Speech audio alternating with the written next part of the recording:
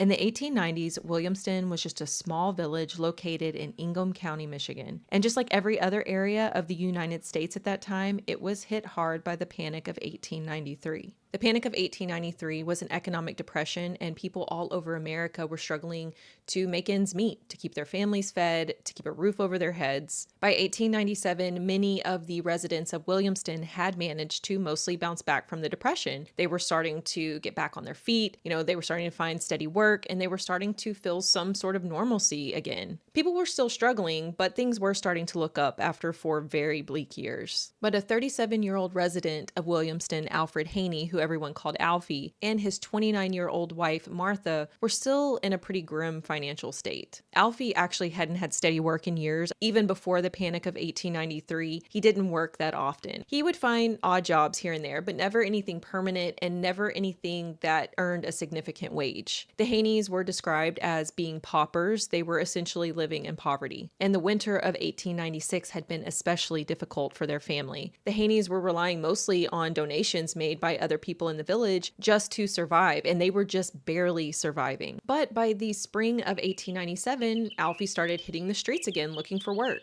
and he would just go into the center of town and offer up his services. He would do like handyman jobs. He would do little jobs here and there around the town. Pretty much anything anyone needed, Alfie was willing to do. And for the very first time since Alfie and Martha got married 3 years earlier in 1894, Alfie actually had some steady work. He was suddenly being hired out most days of the week. They still had very little money, but at least they had some form of income coming in. Now, at some point after Alfie and Martha got married, Alfie's mother, Mariah, moved in with them. Mariah and her husband, John, had been among the very first settlers to the area in a place called Locke Township. John had fought in the Civil War, and when the war was over, he made his way back home, and he and Mariah purchased a farm, and that's what they did for a living. They were farmers. They ended up having a few kids, one of which was Alfie. He was born on Christmas Day, 1860. Then in 1872, John Haney died, and this left Mariah to take care of the kids and the farm all by herself. In the beginning, it wasn't that tough because she did still have the help of her children, but as the years went by, they started growing up, moving out, having families of their own, and so a lot of the farm work fell solely on Mariah's shoulders. Alfie would go and help his mom out when he could. He would help her with the animals and the chores and stuff, but Mariah didn't have that constant help that she desperately needed, and she couldn't afford to hire anyone, so she did pretty much everything on her own. And by the 1890s, Mariah was approaching her 80s, and it was just getting to be too much. She just couldn't do it anymore. The farm work was just way too physically exhausting. And I will say that it sounds like Mariah was in pretty good shape for her age. She was in her 80s, and she was still pretty much running a farm on her own. She was still very mentally sharp. She could still get around really well. She was still doing chores around the house and everything. So overall, especially for the times, Mariah had aged really well. I looked it up, and the average life expectancy in the US during this time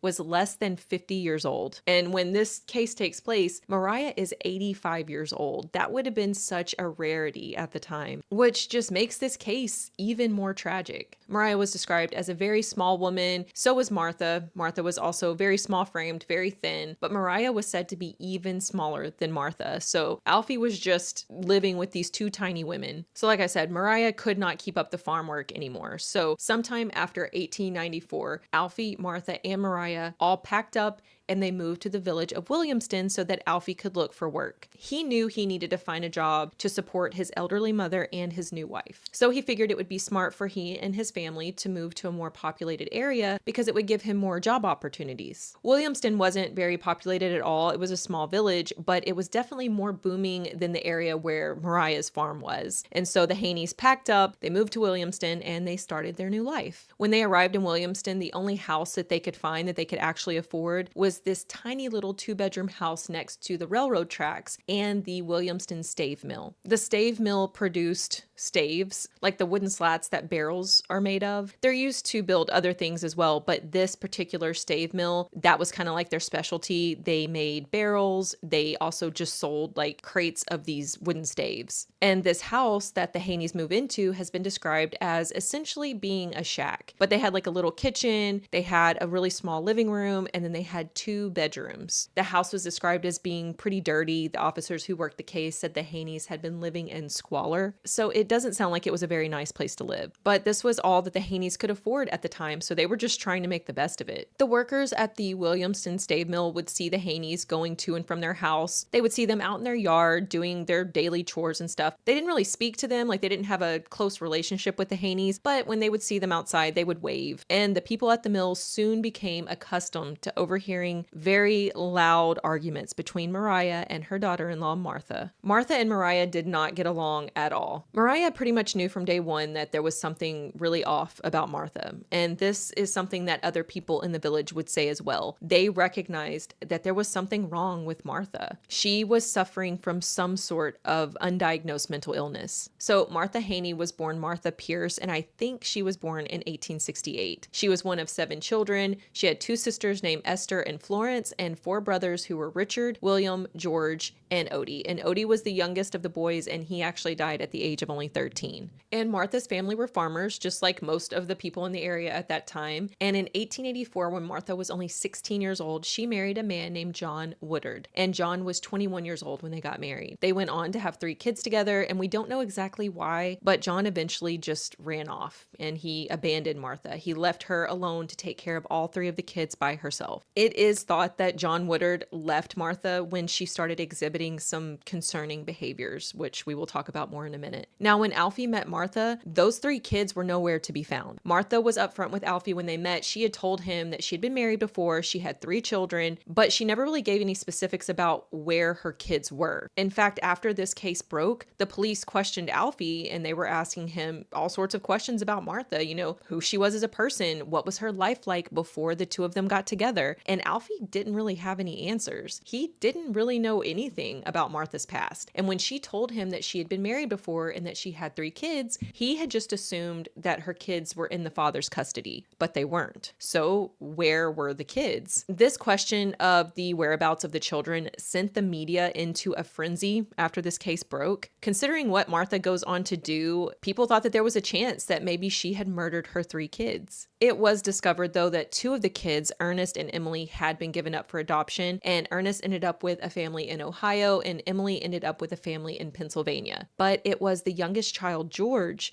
that was the biggest mystery. He was not given up for adoption at the same time as the older 2. And the story started circulating that Martha and baby George had disappeared for several days back in 1891 when George was only about 10 months old. And when Martha finally turned back up, George wasn't with her. So as you can imagine, this story completely blew up. The media was having a field day with the theory that Martha had taken her baby off somewhere, killed him, disposed of him, and then turned back up at home like nothing had ever happened. But the true story of what happened to baby George was revealed about a month after Martha's arrest. Martha had not killed George. She and her sister Florence had traveled to the Rocky Beach Benevolent Association in Lansing, Michigan, and they put George up for adoption. A man named Reverend Winfield Sly ran the Rocky Beach Benevolent Association, and he would take in hundreds and hundreds of children, and his goal was to get them adopted out to good families. And people started doing their own research. They started doing their own digging, and they did confirm that this story was true. George had been adopted out through Rocky Beach Benevolent Association. So the story checks out. Martha did not kill her children. Martha had most likely just been really vague when she told Alfie about her kids and about her husband, because she probably didn't want him to know the real reason why she no longer had her children, why she decided to give them up for adoption. According to Martha's sister Florence, Martha's mental health was already declining rapidly by the time that George was put up for adoption in 1891. Her family knew that there was just no way that she could take care of 3 kids on her own in her current mental state, and that is the reason why she had given them up. But she had let Alfie believe that her ex-husband had the kids. It is thought that her ex-husband ran out on her because of her bizarre behavior, her undiagnosed mental illness, and with the general lack of knowledge and true understanding of mental illness back then, John likely just took the easy way out and he walked away from his family because he didn't want to deal with Martha's problems. So Martha was likely afraid that if Alfie knew how sick she was, he wouldn't marry her and he would leave her just like John had. But even though Martha was exhibiting some signs of serious mental illness, signs that Alfie had picked up on when they first met, he didn't care. He was totally falling for Martha. But when Alfie introduced Martha to his mother Mariah, she pretty much instantly had a bad feeling about Martha. She knew that Martha was mentally unwell and she really thought that her son was getting himself into something that he couldn't handle. Mariah had caught Martha speaking to no one on several occasions. She would be having full-on conversations with someone that wasn't there. Martha would also randomly break into religious songs at really inappropriate times. Like everyone would just be sitting there chatting and suddenly Martha would just break into song. She also just looked blank behind the eyes and Mariah seemed creeped out by her, to be honest. And she desperately tried to talk her son out of marrying Martha. She was like, I am telling you that this is not a good idea. I have a really bad feeling about this relationship. But he was pretty much in denial about how bad the situation really was. Alfie's way of thinking was that Martha wasn't doing anything that serious. She wasn't hurting anyone, so it wasn't really a big deal. She would most likely just get better eventually, but that's not what happened. So despite his mother's warnings, Alfie and Martha got married. And by 1897, Alfie, Mariah, and Martha are all living together in the tiny house next to the mill. By the time the family had moved to Williamston, Martha's condition had gotten noticeably worse. The villagers would later say that they regularly saw Martha walking through the village, talking to someone who wasn't there. She would be having full-blown conversations with her dead mother. Most of the time, that's who she said she was speaking to. She said that she was speaking to her dead mother. The villagers also reported seeing her laughing and singing loudly to herself, and the villagers are just becoming more and more concerned as the days go by. The workers at the mill would report seeing Martha out in her yard acting really bizarrely. She would be swinging like large soup ladles around her head and singing really loud to herself, talking to herself, laughing to herself. They also reported seeing Martha out in the yard just staring blankly into space. Now, Martha did have a history of epilepsy. Alfie said that he never saw Martha have a seizure, but we now know that some seizures can cause you to look zoned out. Some people will just go quiet and stare into space. And I know this firsthand because when I was a kid, I had a seizure disorder and I would do this sometimes. These seizures are called absence seizures and it causes a person to just look zoned out for a few seconds and then you just kind of snap out of it. So there is a chance that in Martha's case, these were seizures. Possibly, but it is more likely that Martha was actually catatonic during these episodes. Absent seizures typically don't last very long. It was reported that Martha would stare and not speak for really long stretches of time. Alfie said that there were days that he would come home from work and he'd find Martha sitting alone. She wouldn't acknowledge him and she would just stare right through him. He would ask her a question, no response. She just stared straight ahead and eventually Alfie would give up and he'd just walk away. And in addition to all of this, Martha also had a very explosive temper. She would fly into an absolute rage if something set her off. And the person who was often on the receiving end of Martha's rage was her mother-in-law, Mariah. Martha and Mariah would fight constantly, and these would be full-on screaming matches. We don't know for sure why Martha hated Mariah so much, but it is thought that she knew Mariah tried to talk Alfie out of marrying her. She knew that Mariah didn't trust her and that Mariah was always keeping a close eye on her. And eventually, this animosity led Mariah and Martha to just flat out hate each other. And just keep in mind that these two women are cooped up in this teeny tiny house together all day long. And now that Alfie is finally getting some steady work, he's no longer in the house during the day. They no longer have Alfie there to be the voice of reason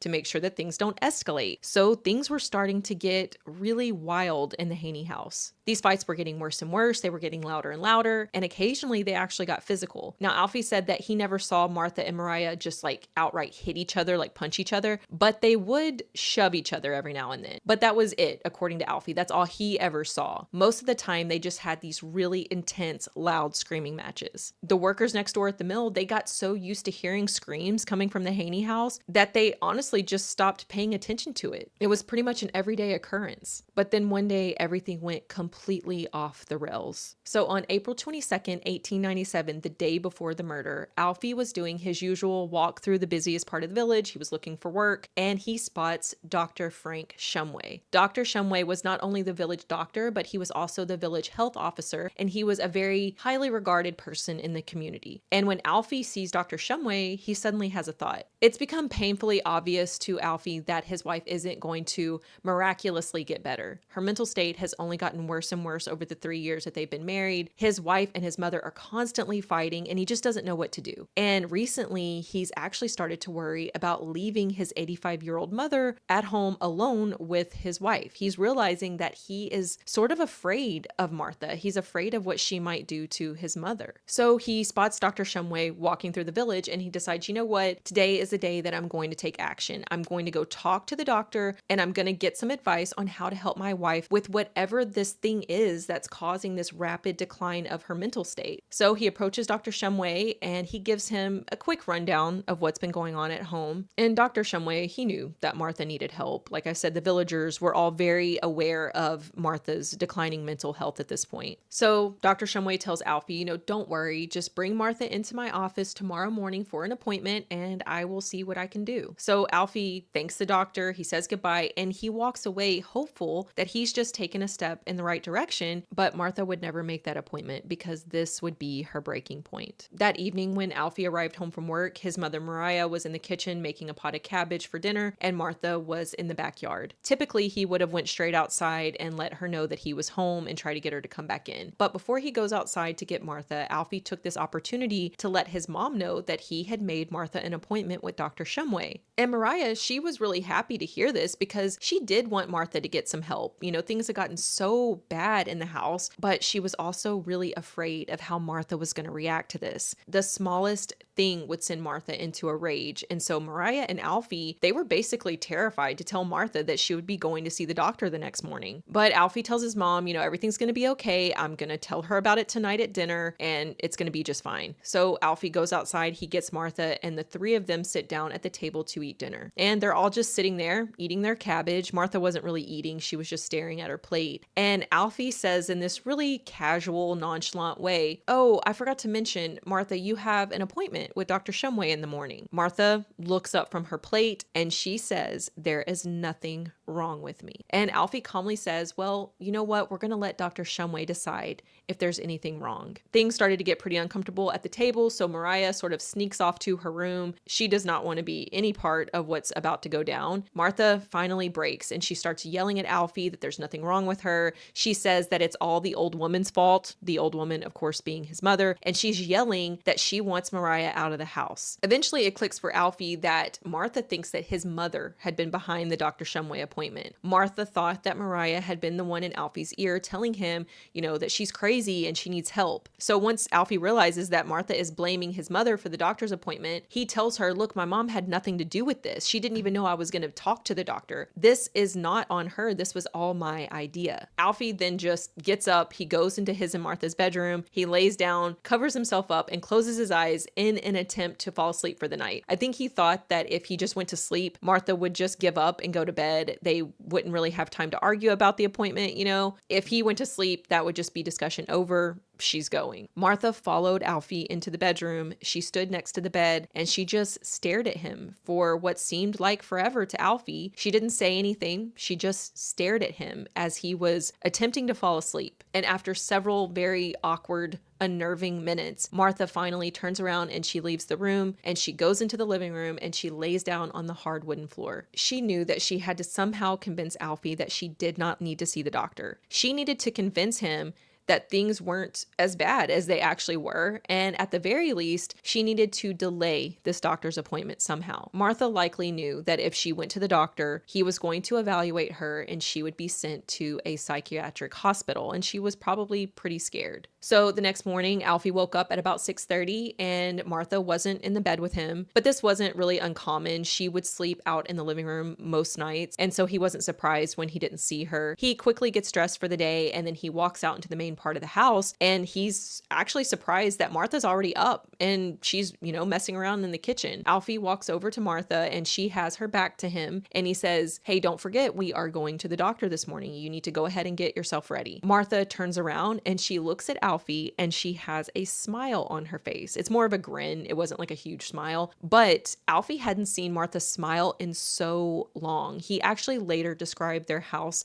as being cheerless, which is just so sad. So he was shocked to see Martha in a good mood for a change, and he was even more shocked when she told him in a very lucid manner that she actually felt so much better that morning. She hadn't felt that great in months, and she told Alfie, "I really think that you shouldn't miss a day of pay. We really do need the money. Why don't you go ahead and go to work today and we can go to the doctor tomorrow?" So this was on a Friday, and Dr. Shumway did see patients on the weekend, so Alfie knew that he could easily just move the appointment to the next day, to Saturday morning. Alfie had been totally willing to miss a day of pay to take his wife to the appointment, but she did have a point. They really did need the money, and he had already been worried about finding a way to even pay the doctor for the appointment. So working one more day would allow him to more easily do that. So Alfie is thinking and processing, what Martha's saying, and the entire time Martha is looking at him with this smile on her face. And eventually he just says, "Okay, you're right. What's one more day?" He says, "I will see Dr. Shumway in the village today like I always do. I'll let him know that we're going to reschedule for tomorrow and it'll be fine." So as Alfie is getting ready to leave and head to work, his mother comes out of her bedroom and he tells her the new game plan. The appointment is still on, but it's going to be tomorrow instead of today. And Mariah seemed a little uneasy about this news, but she just says, "Okay." Alfie says goodbye to his wife and his mother, and he heads out towards the village center. After Alfie left, Mariah went back into her bedroom. She got dressed for the day, and then she came out and she told Martha that she was going to start cleaning up around the house. Now, the workers at the mill would later say that not long after they saw Alfie leave for work, they saw Martha walk into the yard between the mill and the house, and she started swinging a large wooden ladle over her head and singing a religious song. At some point, Martha went back inside and she started helping out around the house. According to the mill workers, Alfie's mother was going in and out of the house all morning. She was putting laundry on the clothesline. She was also beating rugs and stuff. And while Mariah was outside cleaning the rugs,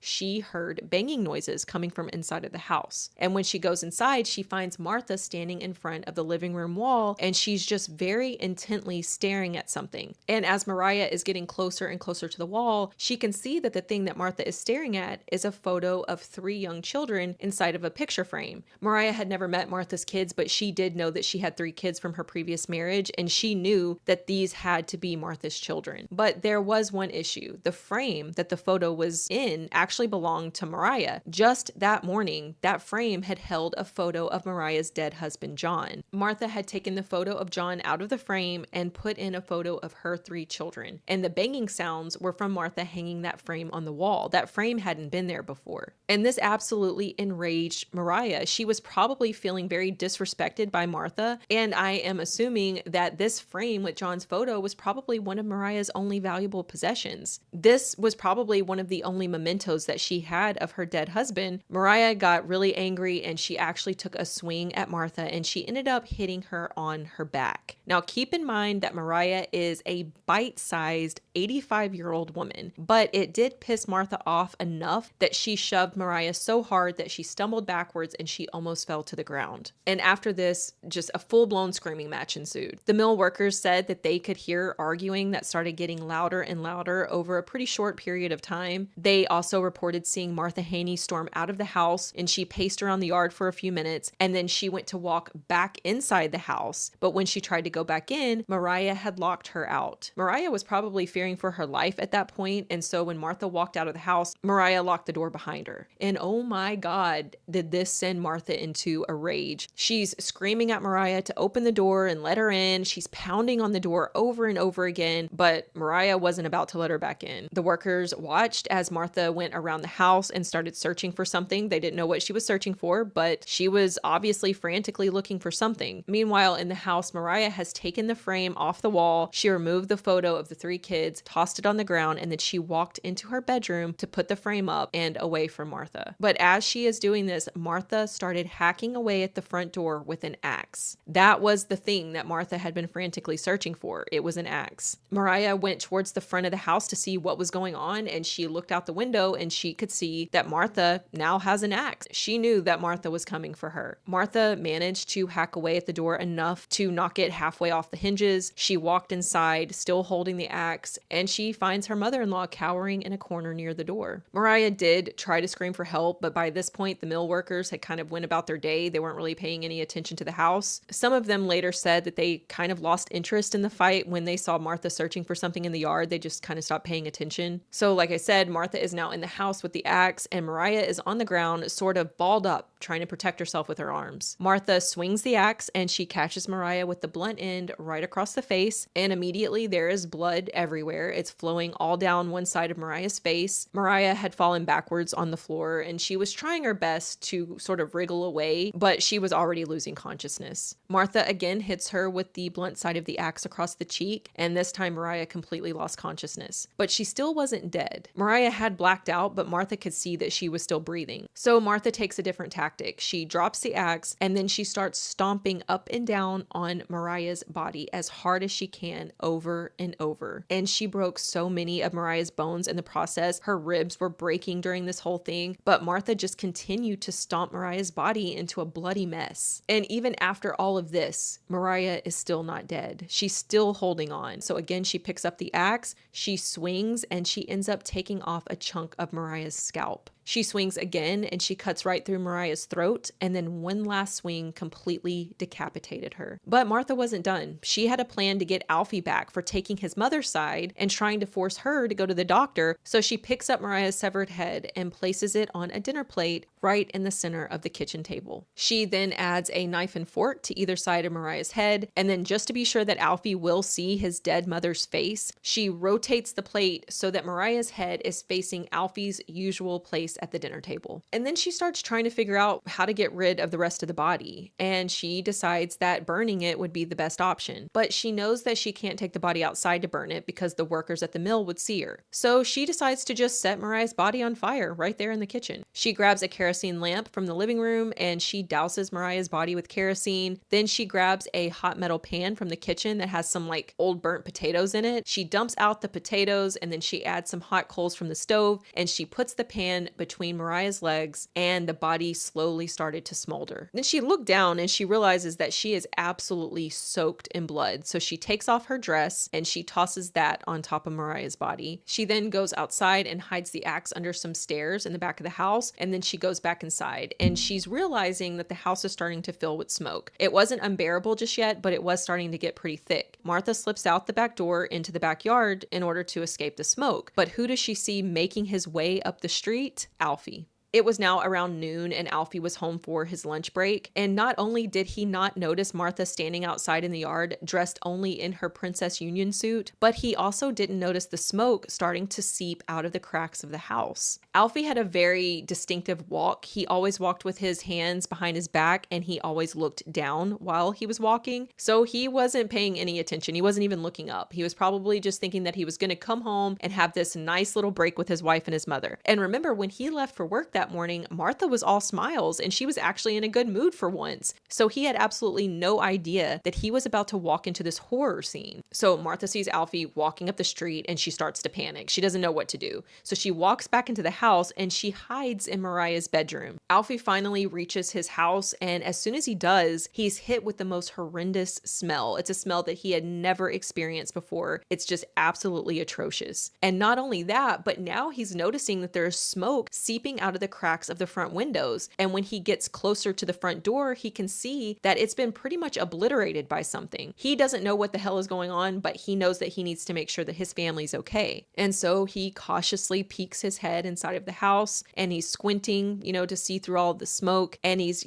scanning the room, trying to see any sign of anyone. And that's when he spots it. His mother's severed head sitting on a dinner plate at the kitchen table. And Alfie let out the most blood-curdling scream. The workers at the mill, all of the nearby neighbors, everyone even remotely close to the Haney house heard this absolutely horrific scream, and they all turn their attention to the house. And they see Alfie running for dear life down the street back the way he had come towards town. He was running to go find an officer. He knew he needed to find help. But the neighbors and the people at the mill, they didn't know what was going on inside the house. They just saw smoke, and they assumed that the house was probably on fire and that Alfie was running to go get help. So a few of the locals jump into action. They run towards the house with buckets. They go to the back of the house and they start frantically pumping water from the water pump to fill their buckets. And one by one, they start throwing buckets full of water into the house through the window. A man named John Robinson eventually joins in, and he's trying to help them, but he can see that the others aren't getting anywhere. Someone really needs to go into the house to identify the source of the smoke. So he walks into the house and he pretty much immediately spots this mangled heap of something lying on the floor, and he can tell that this is where the smoke is coming from. So he dumps his bucket of water onto this pile of something.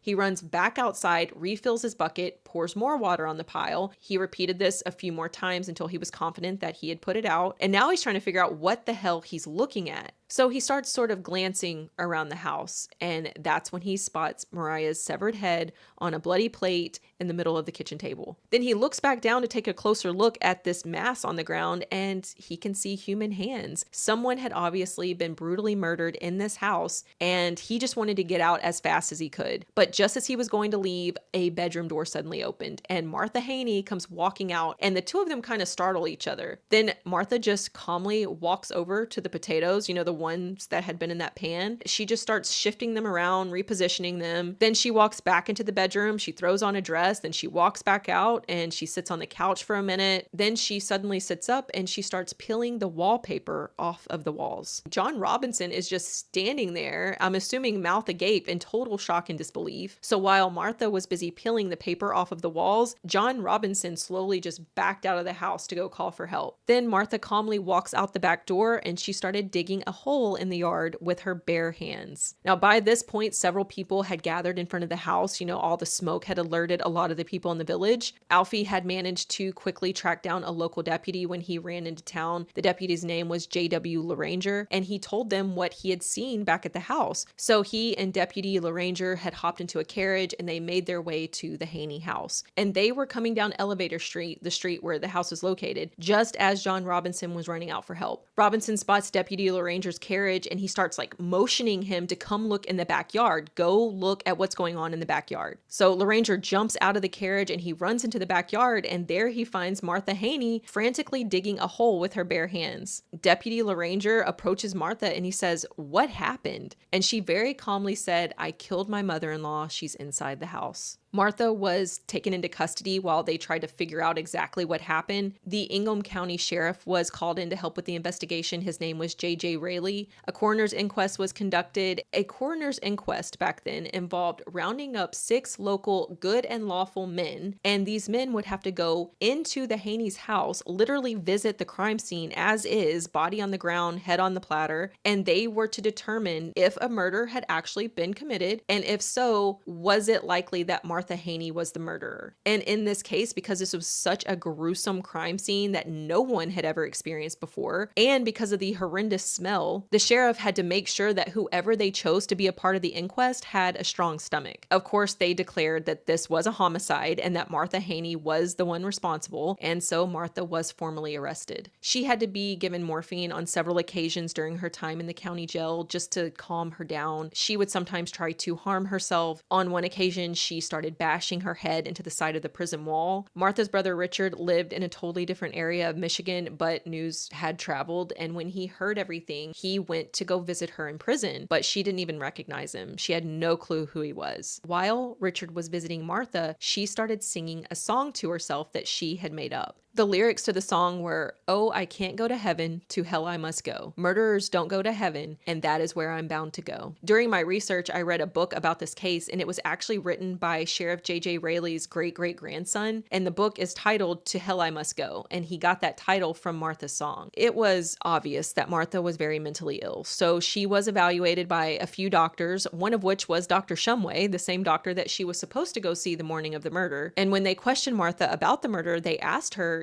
did you kill Mariah with an axe? Because I think at this point they didn't know for sure. They hadn't found the weapon yet, but they did assume just based on her injuries that it was an axe. And Martha's response was, "I don't know. I might. I killed her anyway. And then I got on her with my feet and I jumped on her as hard as I could. Yes, I did. My mother told me to kill her." Martha told the doctors on several occasions that it was her dead mother that had been speaking to her on the day of the murder, and her mother had been the one to tell her to kill Mariah. She said that when Mariah slapped her over the picture frame, her mother told her that Martha needed to kill her before Mariah killed Martha. She said, "I turned her over and I killed her, and she did not kill me." In the end, Martha was found to be insane at the time of the murder. We don't know what Martha's official diagnosis would have been back then, but it is believed that if this case happened today, Martha would have been diagnosed with schizophrenia. Martha was sent to the Michigan Asylum for the Dangerous and Criminally Insane in Ionia. And pretty much as soon as Martha arrived at the hospital, she was diagnosed with tuberculosis. She had had a cough throughout her stay in prison and all throughout the trial, but everyone thought that it was from smoke inhalation, from, all the smoke that she inhaled on the day of the murder. But Alfie later told police that Martha had had that cough. And who knows, maybe the tuberculosis exacerbated her mental illness.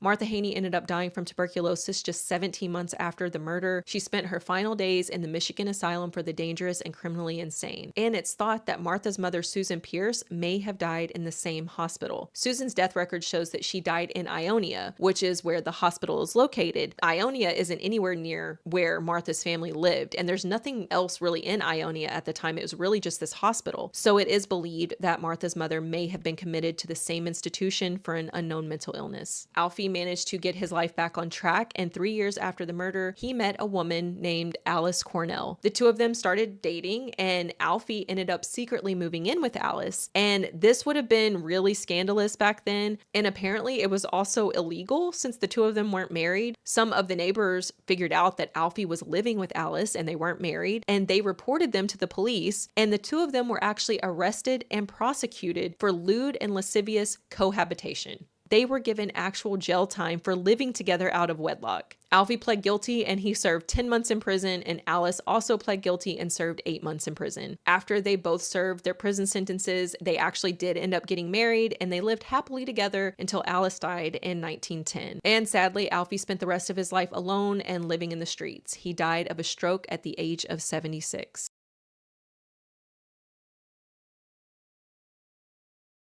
Hans Schmidt was born in 1881 in Aschaffenburg, Germany, to Gertrude and Heinrich Schmidt. Hans was the 6th of 10 children, and his father Heinrich worked on the railroad, and Gertrude stayed home to raise the children. Now, this was not a very happy home. Heinrich was gone a lot because of the nature of his work. In fact, he was gone so often that he would forget his kids' names. Like, Hans was the 6th born of the 10 kids, and Heinrich would either call him just like the completely wrong name, or he would call him the 6th. Just because he could not remember his name. And because Heinrich was away so much, that meant that Gertrude was left alone to take care of all 10 kids on her own. And Gertrude was not happy with this arrangement. It was a lot of responsibility put solely on her. She would make sure that the children were fed, clothed, alive, but other than that, she really didn't show much interest in getting to know them or forming relationships with them. She was just really overwhelmed by all of her responsibilities because she was not only raising 10 kids, she was also left alone to take care of the farm, mostly by herself because Heinrich was always gone. So eventually Gertrude fell into a deep depression and she turned to her religion for some sort of solace. Gertrude was a member of the Catholic Church and she was described as being fanatically religious. She completely retreated into the Bible and the teachings of her church, she would literally lock herself in her room and just pray for hours and hours while the children were left to fend for themselves. Gertrude started to neglect her children. She was attending church twice a day, morning and evening, and if she wasn't at church, she was locked in her bedroom. So the older children had to pick up the slack around the house. They were practically raising the younger kids. And this really annoyed Heinrich. When he would return home from his work trips, he would just like fly into a rage at the state of the house and the state of the kids, and he would beat Gertrude and he would beat the children when he would come home. So he was gone like 80% of the time, and then instead of coming home and seeing that his wife was really struggling, she was obviously suffering with her mental health, she was completely overwhelmed, and maybe, offer her some support, instead he just beat her and he beat his children. Now, Hans was a very strange child, and strange is putting it lightly. His siblings all recognized that he was different from a pretty young age, and his behavior just seemed to get more and more disturbing as he grew up. He quickly became the only kid out of all 10 kids that Gertrude ever showed any interest in. And that was because Hans became obsessed with religion, and his devotion matched his mother's devotion. It was on the same level. So by the time Hans was only 8 years old, he too was locking himself in his room and just praying for hours. He was memorizing scriptures. He would attend mass with his mother every single day, twice a day. He even built an altar in his bedroom and he would pretend to be a priest. Gertrude made him several little cassocks to complete the look, and his siblings started to refer to him as Father Hans as a joke because they thought it was just so ridiculous that this little kid was so devout at such a young age and he was like going around pretending to be a priest. But the people who attended Gertrude's church, they loved Hans. They thought that this was great. They would make such a big deal about him, and they started calling him the little chaplain. And Gertrude, she was loving every minute of this. She would sit at night in Hans's room and she would listen to him give these masses in his little cassock. And it wasn't like Gertrude was playing pretend with him. She truly thought that Hans had a special connection with God. And one reason why she thought this is because Hans had a birthmark on his left rib. Gertrude believed that this was the mark of God. She told Hans that the birthmark looked just like a wound that Jesus got on the cross. And so this birthmark, coupled with Hans's extreme interest in religion, that all convinced Gertrude that her son truly was connected to God in some special way. And these little masses that Hans would give in his room happened almost every single night. The other children in the house would hear Hans giving mass in his room, and they could hear their mother in the room showering him with affection and compliments, and the other kids would just be locked out and ignored. Now, Heinrich, his dad, he was not Catholic, he was Protestant, and he did not like the fact that Gertrude was Catholic, and he really did not like the fact that Hans was so deeply involved in the Catholic Church, which is crazy because he didn't even know his kid's name, so I don't know why he cared so much. But Hans knew that if his dad heard him giving his nightly mass in his bedroom, that his mother would be beaten. And so when Heinrich would return home from his work trips, the nightly masses would stop. Hans would just basically hide in his bedroom until his dad left again. And once Heinrich was gone, it was right back to church multiple times a day, hours of prayer, nightly masses in his bedroom, dressed in his little cassock. Now, as you can imagine, Hans was a pretty lonely child. He didn't really have many friends. His mother actually seemed to be his best friend. But there was one boy in the neighborhood who was about the same age as Hans, and his name was Fritz. And Hans and Fritz started to hang out occasionally. And this is when Hans had his first true identity crisis, because he realized that he was sexually attracted to Fritz. And when the boys were only about 7 or 8 years old, they started experimenting sexually. And every time a sexual encounter would happen, Hans would feel so guilty because he's supposed to be this super devout kid. His mother has told him that he is special. He has the mark of God on his ribs, but he's thinking, I'm supposed to be this like super religious kid, but here I am doing all of these sexual things at such a young age. And not only that, but I'm doing this with another boy. So this is a sin. And so Hans's answer to this guilt was just to go to church even more, pray even more, say his rosary even more in an attempt to wash himself of the sin. But then he would just turn around and do it all over again. And this was a cycle for Hans. This would become a constant theme in his life. He would continue to do things that made him feel really guilty, and then he would just go even harder in his religion. And not long after the first sexual encounter with Fritz, Hans started hearing voices. He claimed that he heard the voice of God say, "You shall become a priest." And he said that he heard this on multiple occasions. And this is also around the time that Hans became completely fascinated fascinated by blood. And just a warning, this next part involves a bunch of weird, messed up shit with farm animals. So Hans would watch his mother slaughter various farm animals, and he started to become excited by the sight of blood. And eventually that excitement turned into full-on sexual arousal. And so he started to associate blood with sex. He would watch his mom slaughter a chicken, and then he would like sneak over and grab the chicken's head and run off and just play with it. One time he obtained the head of a rooster. I don't know if he killed the rooster himself, but somehow he got the head of a rooster and it was still bleeding out. And so he put the head of the rooster on the tip of his penis and he just walked around like that because he liked that the blood from the rooster was touching his genitals. Well, Heinrich just happened to be home when this happened, and he caught Hans with the bloody head of a rooster on his penis, and he was horrified. And so Hans got a pretty severe beating for this incident. There was another time where Hans injured himself and he got this really long cut on his leg and there was a lot of blood. And so one of his older sisters, Elizabeth, she saw this happen, and so she scooped him up and she brought him inside so she could clean the wound. And while she was cleaning his wound, she could see that he had an erection. The sight of his own blood was giving him an erection. Then in 1891, when Hans was 10, something happened that freaked the entire family out. In the summer of 1891, Hans's mother Gertrude went out and bought 3 geese. These geese were going to be used on the farm for breeding purposes, and Gertrude wanted to use their feathers for like quilts and pillows and stuff. And the geese were being kept inside of this little garden shed, and every day Gertrude would go out and take care of them,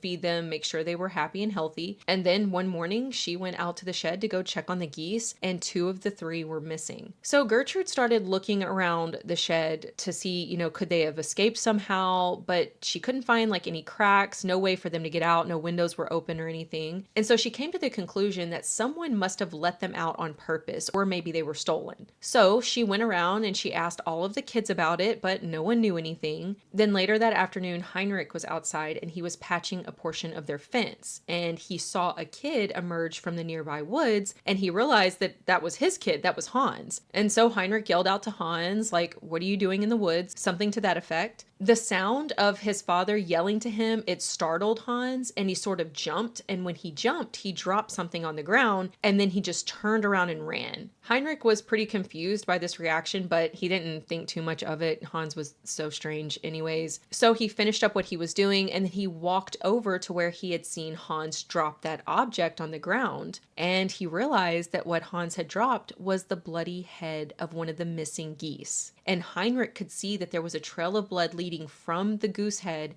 into the woods. So he decided to follow the trail, and it led him to a brook that ran through the woods. And lying right there at the edge of the brook were 2 decapitated geese. Heinrich freaked out. He immediately rushed home and told Gertrude that he had found her missing geese. They were decapitated, and it had been her precious little Hans who had done it. And since it was Hans that had done this, Gertrude was like, "Oh well, we would have eaten those geese eventually anyways, it's no big deal." She completely downplayed the entire thing now that she knew that her little priest was the culprit. But the rest of the family, they were so freaked out by what Hans had done. None of them could look at him the same ever again. And when Hans was asked why he had done this, his response was, "I just like blood." That was it. Now, Hans did get a beating for this. That was really the only way that Heinrich knew how to deal with his children. Every time they did something wrong, they would just be beaten. But Hans obviously needed serious help. Hans also started hanging out at the local slaughterhouse, and he would just sit and watch animals being cut up and stuff, and he would become sexually aroused by the blood. He even invited Fritz. Remember, Fritz is the boy that Hans has been having a sexual relationship with since he was like 7. He would invite Fritz to go with him to the slaughterhouse too. And apparently Fritz also liked the sight of blood as well, because the 2 boys would sit and watch the animals being slaughtered for hours, and then they would become sexually aroused, and then they would perform sex acts on each other. Hans and Fritz continued these meetups for the next few years, and they continued the sexual element of the relationship during that time as well. But Fritz was not Hans's only sexual partner. Hans was also experimenting with his older brother Carl, so incest even pops up in this story. Now, I don't know how old Carl was at this point, like how much older was he? All the sources said was that he was the older brother. So are we talking like an adult older brother and like a 10-year-old Hans because, that adds an extra layer of wrong to this already very messed up situation. But all I know is that Hans was involved with Fritz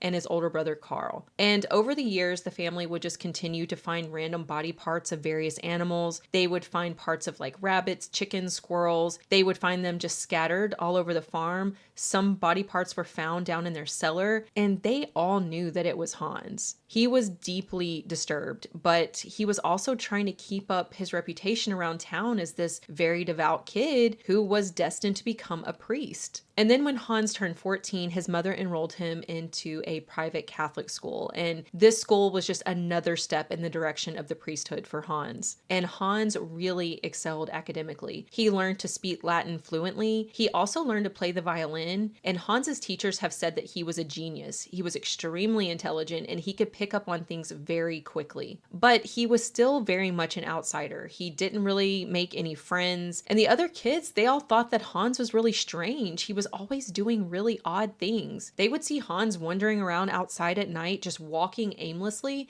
and then he would suddenly stop and just stare off into space. He was also found on multiple occasions naked in a freezing cold bath playing his violin. But despite all of these weird encounters with Hans, he did go on to graduate, and when he was 19, he was admitted to the St. Augustine Seminary, which was in Mainz in Germany. He spent the next 4 years at the St. Augustine Seminary, performing really well academically, but still exhibiting very odd behaviors, still not making any friends, still struggling with his sexuality and this obsession with blood. And then in 1904, Hans moved to the University of Munich to finish out his studies. Now at this point, Hans is about 23 years old, and this was really the first time that he had any true freedom. So he took advantage of this, and he would complete his studies during the day, and then at night he would take his violin and he would go into various taverns and he would play for some extra money. Now, according to Hans, he did not keep any of this money for himself. He said that he gave all of this money away to people in need. And when I read that, I didn't really know what to make of it. Like, obviously we know Hans is a monster in the making here, and it just seems out of character for someone like him to care enough to give his money away like that. And I can't decide if he did this to make himself out to be the hero, like just to boost his own ego and make himself look good, or did he actually do it to help people? Or did he do it out of guilt? Because remember, Hans is constantly at war with himself. So maybe he did it to make himself feel better about all of the unholy stuff that he was doing. I don't know, but it was around this time that Hans also started forging graduation documents for students who were failing classes. He made a name for himself around campus as like the go-to guy if you needed some phony graduation documents. Eventually, the university found out about this little operation and Hans was arrested for forgery. Heinrich hired Hans a really good lawyer though, and together they decided to submit an insanity plea. Now, in order for them to be able to submit this insanity plea, they needed character witnesses to come forward with information to back this up. And this was actually a very easy task because we all know Hans has a long history of weirding people out. So all of these people from Hans's past, the students and teachers at the Catholic school, people from the seminary, siblings, cousins, lots of people came forward with their own personal accounts of the bizarre encounters they had had with Hans. And this worked. It was determined that Hans would be sent to a cold water sanitarium in Jordan Bad. This place used cold water therapy as part of their program. So the patients were supposed to immerse themselves into cold water baths every day. And this was meant to heal their body and mind. Hans ended up staying in this facility for about a month, and then he was sent to live with the monks at a monastery in Miltenberg for a while. This was a part of his punishment. He was supposed to go to the monastery and repent for what he had done. But the monks at the monastery all hated him. They could not wait to get rid of Hans. He would just argue with them over everything, especially when it came to scripture and church matters. The monks later said that even something as simple as reciting a prayer was too much for Hans. He would start out reciting the prayer and then he'd just like go off on this crazy tirade about whatever. So eventually the monks contacted the University of Munich and they were like, look, we can't take this guy any longer. You have to take him back. The University of Munich agreed to let Hans return, and he finished out his studies and he graduated in December of 1906, and he was ordained into the priesthood. The way Hans told the story was that the night before he was set to be ordained by the bishop, he had been praying by his bedside when Saint Elizabeth herself appeared before him and said, "I ordain you to to the priesthood. He said, quote, "The bishop ordained me alone. I don't like to speak of it. The real ordination took place the night before. Saint Elizabeth, she ordained me herself. I was praying at my bedside when she appeared to me and said, 'I ordain you to the priesthood,' and then she disappeared." And so now Hans Schmidt is officially a priest, and he is now sent out into the world to do absolutely horrible, unimaginable things. Hans was assigned to various parishes and small farming villages around Germany, and every time he was given a new assignment, it was the same. Hans would arrive at the church, he would make everyone uncomfortable, he would make a really bad impression, he would stay for less than a year, and then he was given a new assignment. And during this time, he also started targeting young boys in the congregation. Hans would befriend the altar boys and invite them to do things like go on walks with him. Hans did admit that he really wanted to molest these altar boys, but he claimed he never did. However, it is believed that he did molest multiple young boys across several different parishes in Germany. Hans also picked up this disgusting habit of masturbating in the confessional while the members of the church were confessing their sins, especially if they were confessing their sexual sins, like if they were having affairs or fantasies and stuff like that. Yeah, he would pleasure himself while they were confessing. And he was also seen around town soliciting sex workers. And the sex workers that Hans was engaging with, they were all women. And Hans has said that he did this in an attempt to rid himself of his homosexual desires. But he's technically not supposed to be having sex with anyone because he's a priest. The other priests recognized that there was a serious issue here. But did they kick him out of the priesthood, defrock him?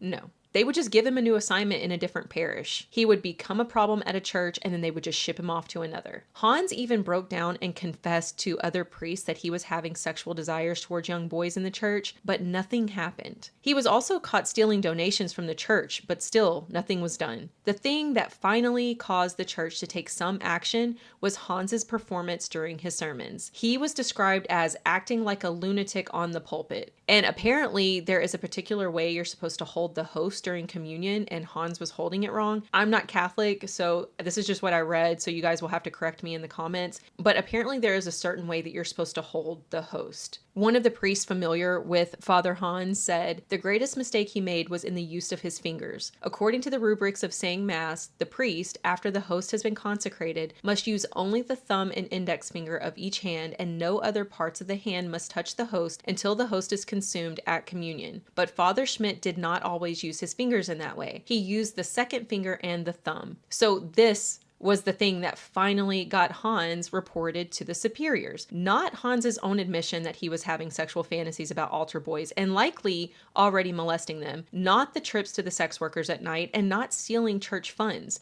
What finally caused some action was the way he was holding the host. And he wasn't even defrocked after that. He was actually just not given any more assignments in Germany. The bishop denied Hans any more assignments, and he himself couldn't find another church to take him in because word had spread about how weird he was. And so Hans knew that his time as a priest in Germany was over. So in 1909, at the age of 28, Hans packed up and made the move to America. No one in America knew of his troubled past. He could start over fresh, find a church where he could be the best priest he could be. But of course, that's not how it went down whatsoever, because it was in America that Hans upped his crimes to murder. So when he first arrived in America, he floated around a bit and he visited various states and churches, and he would get positions as a priest here and there. In 1909, he landed in Louisville, Kentucky, where he attended the St. John's Catholic Church in hopes of getting a priest position. He stayed there for quite a while, but he never ended up getting a spot as a priest at that church, and so he left and went to Trenton, New Jersey. But remember this trip to Louisville, Kentucky, because it comes back up in a very significant way at the end of this case. By 1910, Hans had made his way to New York and he landed a position as a priest at St. Boniface Church. There was another priest at St. Boniface. His name was Father Braun, and Hans gave him a strange vibe from the start. Of course he did. He described Father Hans as a Jekyll and Hyde character, and he said he looked dead in the eyes. And Father Braun was right not to trust Hans because he was up to his same old tricks. Hans just continued his same old ways when he got to New York. He was still creepy with the kids in the church. He was still soliciting sex workers. But it was in New York that he really ramped up his crimes and he essentially started living a double life. Actually, I read a lot of newspaper articles from back when this case first broke in the early 1900s, and they said that Father Hans didn't have a double personality, he had a quadruple personality, because he was living multiple lives at once, not two. He was living like 4 different lives at the same time. I don't know how he was doing it. Not only was he a priest at St. Boniface Church, he was also secretly posing as a doctor, and he would perform back alley abortions on desperate women. And he had zero training in this that we know of, but we know that Hans loves blood. So maybe this was one way that he was satisfying that need to see blood. And this is when the name Dr. Ernest Muret pops up for the first time in this case. Now, Dr. Muret was a New York dentist or a surgeon practicing in the New York area. The sources aren't all the same on what his profession actually was. Some say dentist, some say surgeon. We just know that he was some form of doctor. And we don't know a lot about Dr. Muret, but according to a newspaper article on this case, he was not actually a doctor. Dr. Muret had forged all of his certificates. According to the article, he was actually Hans's cousin. And remember when Hans got busted for forgery, for forging those like graduation documents back in Germany? Well, apparently this cousin, Dr. Muret, he was involved in that too. So when Hans moved to America, his cousin Dr. Muret left Germany and moved to England. And while he was in England, he was passing himself off as a doctor. He eventually got busted though, and he was facing charges of impersonating a doctor. He had also assaulted a woman, and so he fled England and he went to America to meet up with his cousin Hans in New York, where he continued to pass himself off as a doctor. And so when Hans and Dr. Muret met back up, they decided to go into business together. They started a counterfeiting operation right there in Dr. Muret's apartment. And if that newspaper article is right and Dr. Muret is actually Father Hans's cousin, then the incestuous tendencies came rushing back when they met back up, because Dr. Muret and Hans started a sexual relationship. So at this point in the story, Hans is a doctor performing secret abortions, no telling how many women he could have killed doing this, we'll never know. He is also running a counterfeiting operation with a fake New York City doctor slash his cousin slash lover, and he's also living his days as a priest. How he was doing all of these things and he was still able to get up in front of his congregation and give sermons and baptisms multiple times every single week without getting caught is beyond me. But now we are about to throw another secret into the mix. A 20-year-old woman named Anna Mueller was working at St. Boniface Church. She was working there as the housekeeper. And like Hans, Anna was also from Germany. She was said to be very beautiful and very musically gifted, and so her family had paid for her to move to America in hopes that she would start her career in show business. But while she was working on getting that career started, she got a job working at the church to make ends meet. And pretty much as soon as Father Hans laid eyes on Anna, he wanted her. Like I said, Anna was very beautiful, she was very sweet and kind, and Hans was just very attracted to her from the start. Although there might be another reason he started this relationship with Anna, which we will discuss later. So the grooming started slowly with Anna. Hans would strike up conversations with her while she was working around the church. They were both from Germany, so they could speak to each other in German, which probably felt really nice for Anna. You know, she was very young, she was away from her family,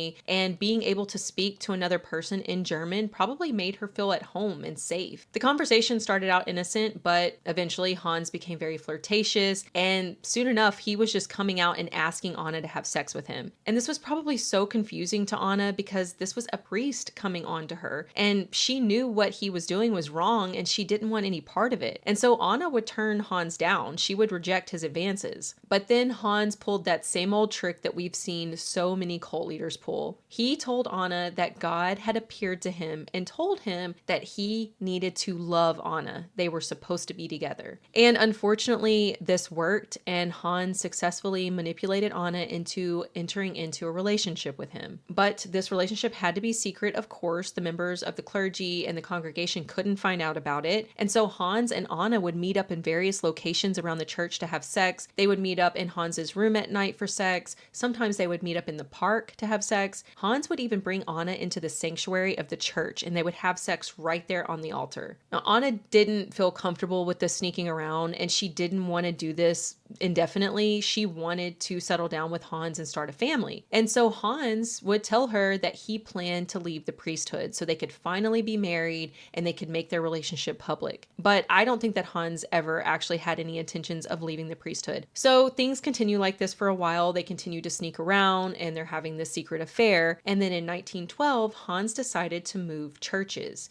I don't know why he left. I don't know if he was forced out or if he went willingly. I don't know. But he left St. Boniface and he got a position as a priest of St. Joseph's Church, which was only about 7 miles away. Anna left her position as the housekeeper at St. Boniface as well, and she followed Hans to St. Joseph's. And it was in the sanctuary at St. Joseph's that Anna's nightmare really began. So one night, Hans and Anna were alone in the sanctuary having sex on the altar when Hans claims that he heard the voice of God tell him that Anna needed to be sacrificed. Hans did not sacrifice her right then and there, and he didn't even tell Anna about it right away, but eventually he did tell her what God had told him to do. And I think that Anna didn't really know how to take this. I don't think that she knew that Hans was serious. She sort of just laughed it off like, oh, you're so crazy, don't say things like that. And she just didn't really pay it much mind. And the relationship just continued and it got more and more serious. And Hans has said that every time he had sex with Anna, really anytime he had sex with anyone, because remember, he's also still sleeping with Dr. Muret, his cousin, behind Anna's back. But anytime he gave in to any sexual desire, he would feel so guilty about it. And this was just like a constant internal battle. And by February of 1913, Anna finally wore Hans down and they did get married in a secret ceremony. Hans himself was the one who officiated this wedding, so I don't think that they were actually legally married. They rented out an apartment together and the neighbors all thought that they were just your average everyday married couple. And all the while, Hans was a priest. He's also still seeing Dr. Muret and still running the counterfeit operation with him. And if all of that wasn't enough, Anna announced that she was pregnant. And this was the final straw for Hans. Once Anna told him that she was pregnant, he decided that she needed to go. A baby was just too much. He was worried that having a child would out all of his secrets, and he had a lot of secrets. So on the night of September 1st, 1913, Hans went down to the sanctuary at St. Joseph's Church and he prayed. He then went to a nearby shop and he purchased a butcher's knife and a saw. He then made his way to the apartment that he shared with his secret pregnant wife, and this was pretty late at night, and so Anna was already in bed when Hans came in. He crept into their bedroom,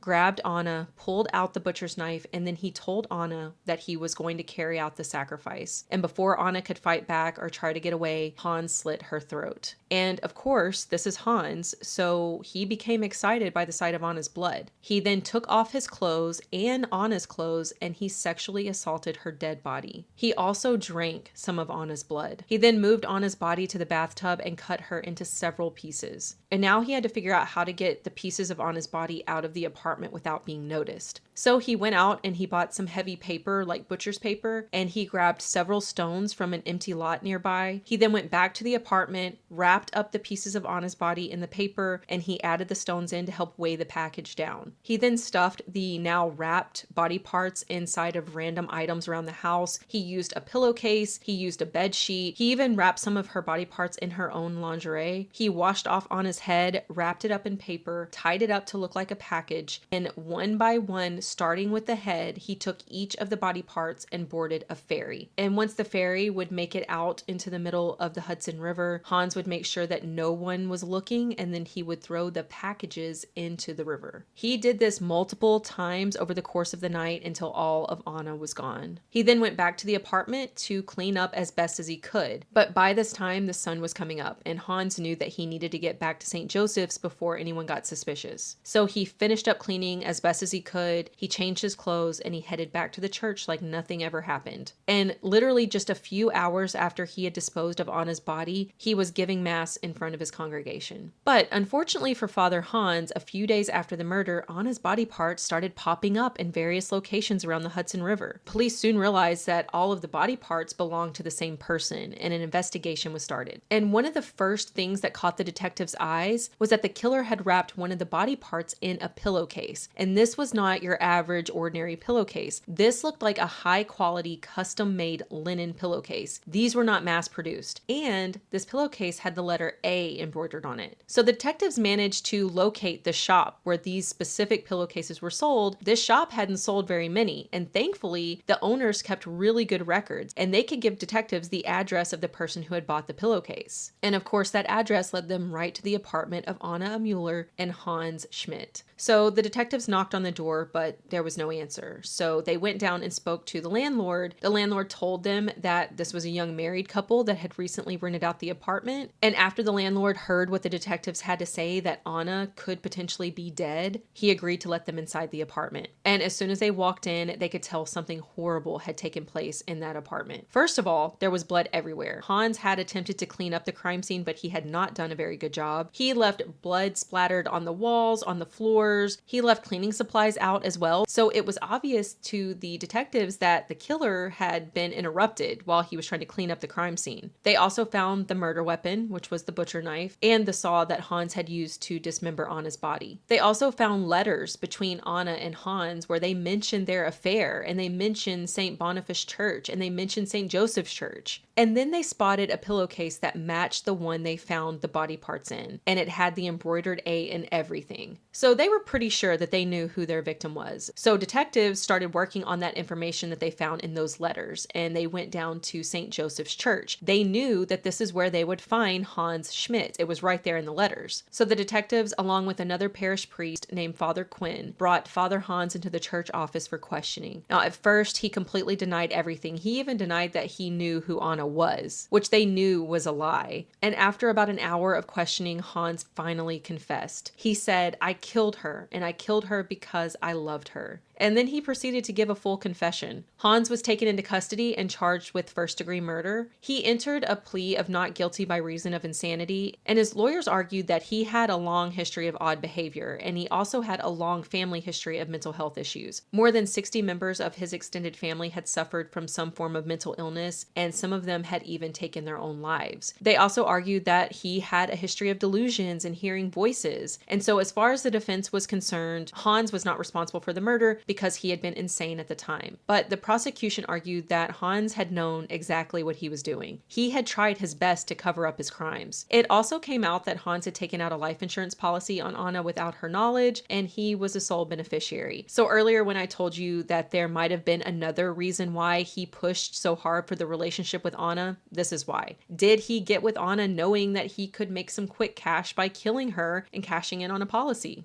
I don't know. The first trial actually ended in a hung jury. They just could not decide whether or not Hans was insane at the time of the murder. So unfortunately, the entire process had to start all over again. But the second time, he was found guilty of first-degree murder and he was sentenced to death. Hans Schmidt was sent to Sing Sing prison to await execution. He was executed by electric chair on February 18th, 1916. Hans has gone down in history as the one and only priest in American history to be sentenced to death. Now, after this case broke, many people believed that Hans had to have other victims. And I definitely agree with this. I mean, what are the odds that someone as disturbed as Hans would only kill once, especially when you factor in his obsession with blood? I personally believe that there are others out there. The disappearance of a woman named Helen Green is linked to Father Hans. She was last seen with him before she disappeared. There was another disappearance linked to him, and this time it was a 5-year-old boy named August Van Dyke, although there is a chance that that was not the boy's real name. But this little boy was seen going into Hans's apartment before he disappeared. But there is one case in particular that is mentioned a lot when you research this case, the Hans Schmidt case, and that is the murder of Alma Kellner. Alma Kellner was 8 years old when she disappeared on December 8th, 1909 in Louisville, Kentucky. She left her home that morning and headed down to St. John's Church for the morning mass, and she was never seen alive again. About 5 months after Alma's disappearance, a pipe burst in St. John's Church, causing the cellar to flood. A plumber was sent down into the cellar to pump the water out, and the dismembered body of 8-year-old Alma Kellner was discovered. A man named Joseph Wendling was convicted for Alma's murder. He was the school janitor at St. John's, and he spent 25 years in prison for the murder before eventually earning parole in 1935. But Joseph maintained his innocence throughout his entire prison sentence and for the rest of his life. So if you think way back to when Hans first arrived in America, he made a stop in Louisville, Kentucky for a while, and he was attending St. John's Church in hopes of getting a priest's position. And he would have been there in Kentucky when Alma was murdered. He would have been familiar with Alma because she regularly attended that church. She was also a student at St. John's Catholic Church, and the state that Alma's body was found, it was dismembered. This is the same way that Anna's body was discovered. So many people believe that Joseph Wendling was wrongly convicted of the murder and Hans Schmidt was actually the real killer. And that's it. That was officially the last video of 2024. I'll be back very soon with a brand new case, but until then, I hope you all have a great start to the new year. And as always, I appreciate each and every one of you for watching, and I will see you next time.